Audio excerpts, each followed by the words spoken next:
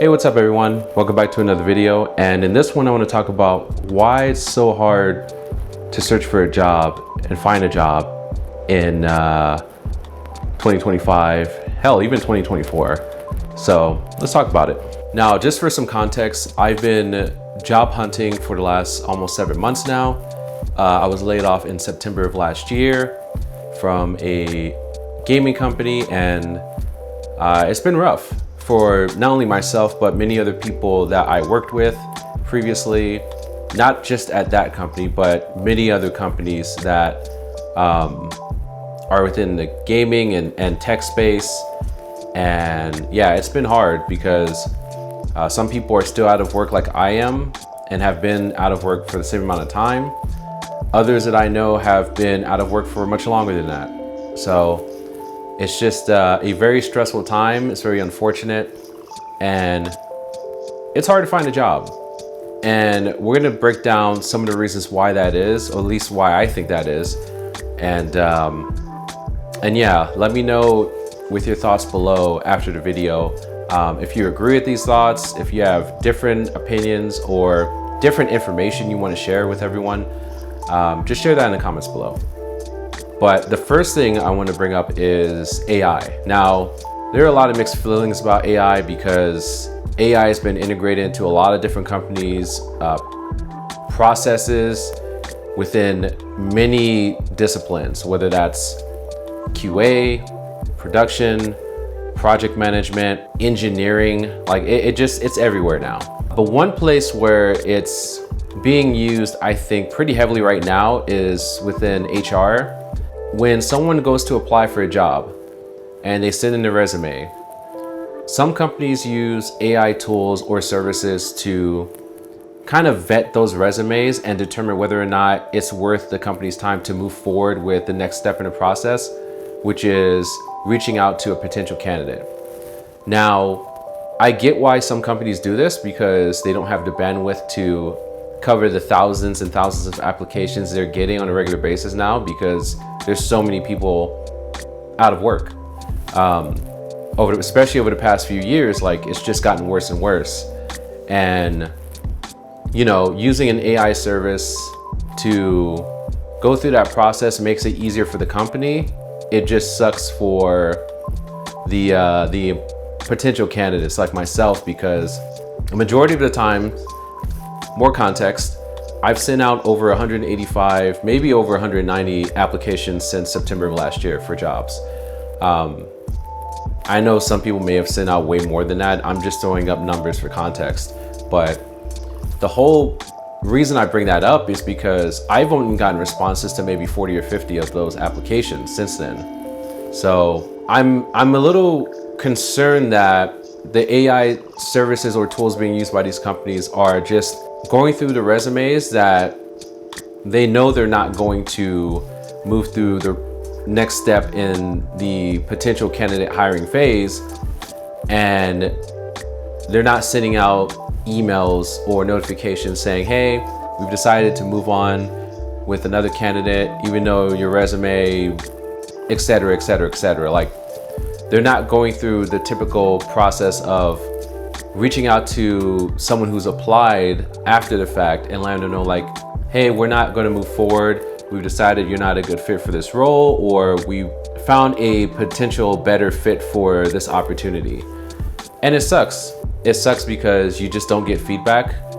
I'm not saying that you don't get feedback when it's a regular person reviewing your application either, but it's just, I feel like this is more so when it comes to companies that use AI services and not having a full process for handling the applications that aren't going to get moved forward to the next step. So yeah, just my first thought is AI, and that's greatly affected job applications and people being moved forward to the next step. But that also ties to the resume. Now, I guess this is part 1B of the AI subtopic, which is AI services that are scrubbing resumes and determining whether or not they were created with another AI service.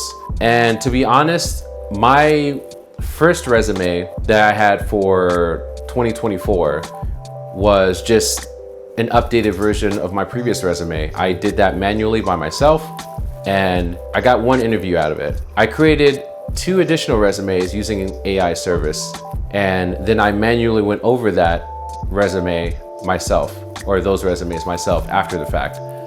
And I use those as well, but for this year when I started applying to more jobs in 2025. So I've seen no difference in terms of whether or not I was getting more traction on potential application process, hiring process, whatever it may be. It's just that I've heard from several people that using AI tools to create your resume is bad because AI services that HR teams use will scrub those resumes, and they can detect whether or not this was generated by an AI service or if it was actually created and typed up by a actual person. So that kind of sucks. I feel like if you're gonna use a tool to scrub my resume and just not even move me through the process, at least let me use an AI tool or service to help me build a stronger resume. Like, come on. I know people may have different feelings about that, but I just don't think it's fair for companies to use an AI tool when candidates or potential candidates, applicants can't even use those tools. Now, the second thing, probably the biggest thing is, there's a lot of people out of work, and there are companies hiring now. Over the past few months, I've seen more and more people find new jobs and new opportunities, but there's just so many people out of work. It's kind of hard to keep up to date with new job postings and listings, whether that be on LinkedIn or actual company websites, when you're competing with thousands or hundreds of thousands of other people, And I have a good resume, I would say. I have a lot of experience working in QA, a little bit in production, which no company cares about. They want way more than like 6 months to a year of production experience. But I have a strong QA background, and I've worked for some of the biggest companies in the world within tech, gaming, media. I don't think any of that matters right now. Another thing I'll talk about when it comes to why it's so hard to job search or find a job in the times that we're in is a lot of these job postings are either scams, they're super old, or they weren't intended to be something that outside employees would apply it to. So let me break this down. The first thing is scams. Now, there have been a lot of scams especially on LinkedIn in terms of job postings. Fake companies, fake listings, people being ghosted after supposedly signing offer letters, and that is just very upsetting. I feel like LinkedIn needs to have better vetting process of companies that are posting job listings and just accounts being created as companies as a whole. Like, there needs to be a better vetting process for that to cut down on a lot of these scam opportunities that are being posted on their site. And it's the same thing with any other site, whether that's Career Builder or Indeed or Glassdoor, like any of these, sites that allow multiple companies to post listings. They need to be better about validating that the company's legit and the listings are legit from that company. So yeah, just something that I've seen as well. And there was one company that I applied to that had their account hacked, and some of the data was tampered with. So it's just like, you can't do anything without your data getting stolen. It's upsetting. Now, the next part of that is job listings being super old. So my thing is, I've seen this even before being laid off. Like, there's been so many job listings that are just there for months and months at a time, even if they're not hiring for that role anymore. You can easily verify this by checking the listing on LinkedIn, going to the company's website, and you won't see that listing anymore on the company's website. I just don't understand how hard it is for these companies to go back to the third-party sites and services that they're using to promote job listings and just remove them or update them and say, hey, we're no longer hiring for this position. If there's more opportunities, we'll post them in the future. But a lot of times they'll just sit there and people will just go through and apply to these positions when they're not even going to get a response back. So if you're looking for jobs on like LinkedIn or Glassdoor, CareerBuilder, any of one of these job searching sites, my recommendation is to just apply to jobs that have been posted within the last 2 weeks maybe. It doesn't make sense to waste your time to apply to anything that's been posted over a month ago, because either they've already hired someone for the role and the listing is old, or they're going through hundreds of applications and they may not even get to yours. Which brings me to an example. Another company I applied to, they never even got to my resume, and they said they had already hired for the role weeks ago. So they reached out to me, which I'm surprised they did, and mentioned that, hey, we're sorry, we didn't get a chance to look at your resume, but we're gonna save it for any other opportunities you're applying for.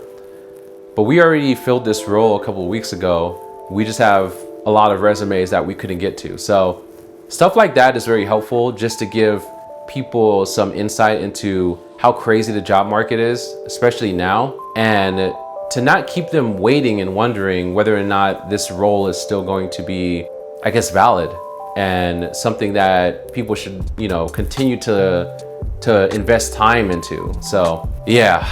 And the final part of this section is some companies posting listings just to post listings, just to say that they're always hiring.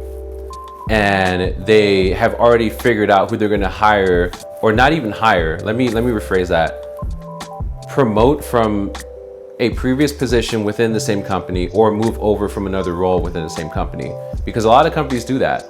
They'll post a listing on a third-party service or even on their own website with no intentions of hiring externally, and they will promote someone from within, or they will move someone over who wants to switch disciplines. That right there is pretty scummy, in my opinion.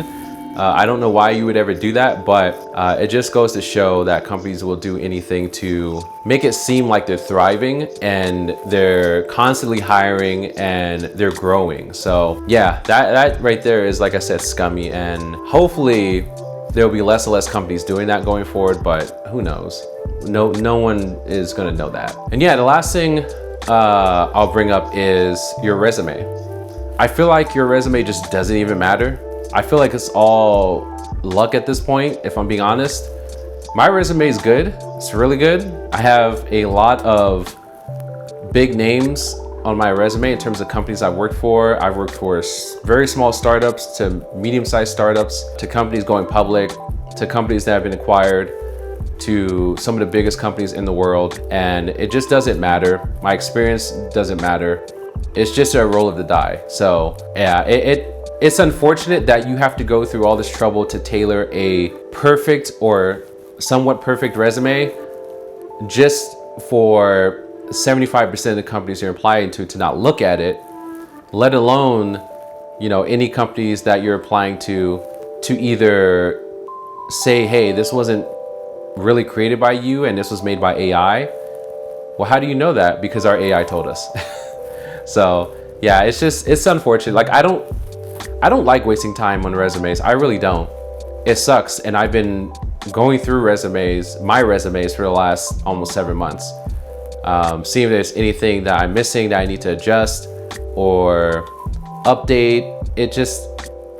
There's nothing there. There's nothing there. And no matter how often you update your resume or how nice you make it look, how much you change the wording to fit a company's job description, it just doesn't matter. And unfortunately, like I said, there are many people with way more experience than I have that should be working, that should have jobs. And yeah, it's just the times we're in. And like I said before, even though companies seem to be hiring more right now, they're not going to be hiring like that for long.